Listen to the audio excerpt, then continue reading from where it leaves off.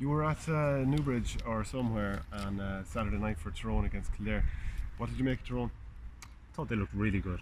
Like the kind of main guys like Matty Donnelly, Peter Hart were both brilliant, really good.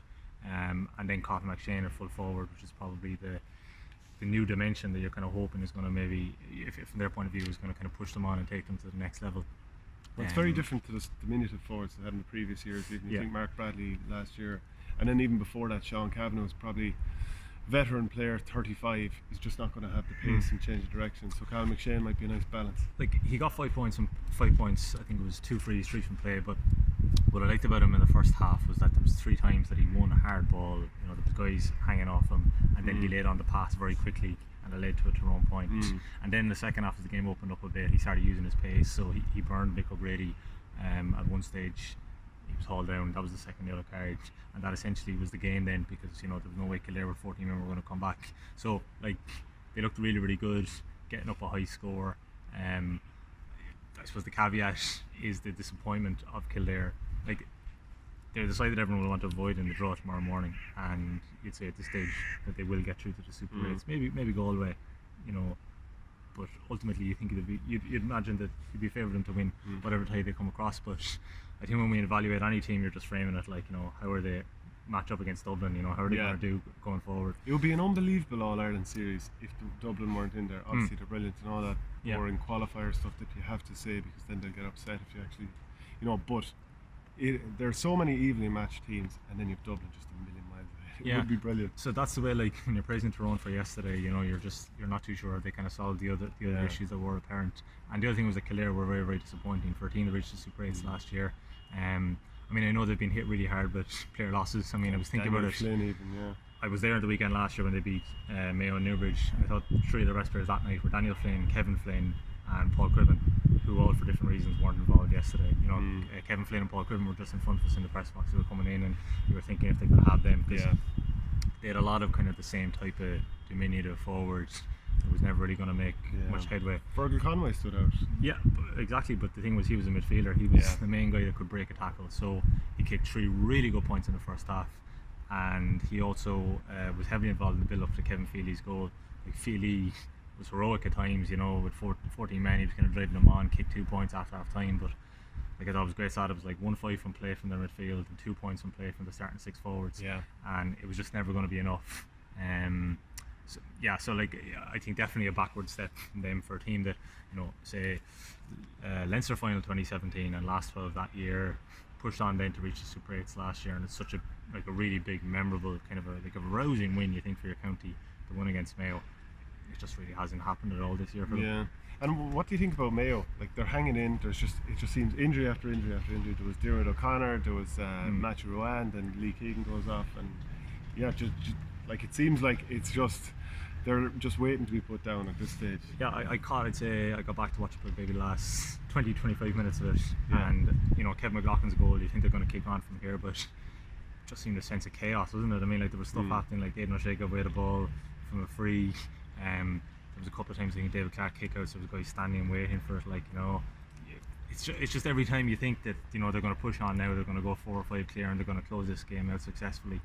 You're getting value for money on it if you're a supporter, but it was one of those kind of classic kind of Mayo qualifier wins, wasn't it? I remember the game here actually against Cork in 2017 like that. There was 4 or 5 times you think they're just going to go well clear, and then suddenly at the end of the game they're hanging on and it's a 1 point and they could have got level, and it was like that against Armagh last night who play lovely football, and likes of Stephen Campbell, Jamie Clark gave them a good bit of bother, but maybe you're starting to see the problem with losing all these players, Ruan, O'Connor,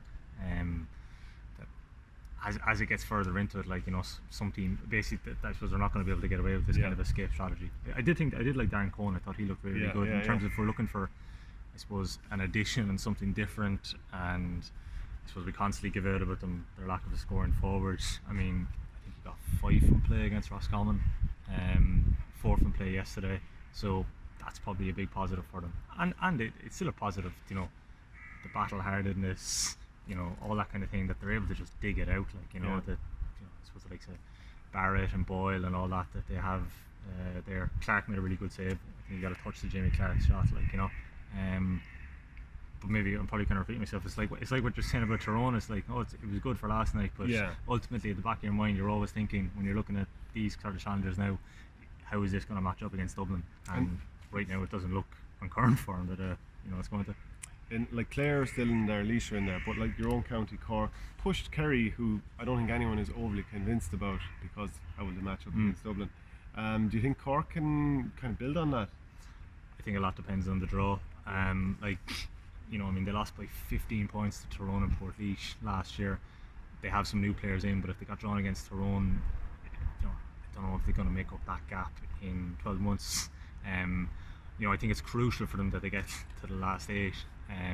At least I suppose they lost the provincial final in a way that they go back and they take a lot of heart from it and they have a bit of optimism, whereas last year it was like the mental challenge of trying to get themselves back up, probably similar to what happened to Meath this year, the way they got beaten so comprehensively. Like that's the biggest, when you suffer beating like that in provincial final, in 13 days trying to get your heads right can be quite difficult. And Cork at times, like 15 when they lost to Kildare, they've shown that they can't recover from these losses to Kerry, so they should be in a good frame of mind for that.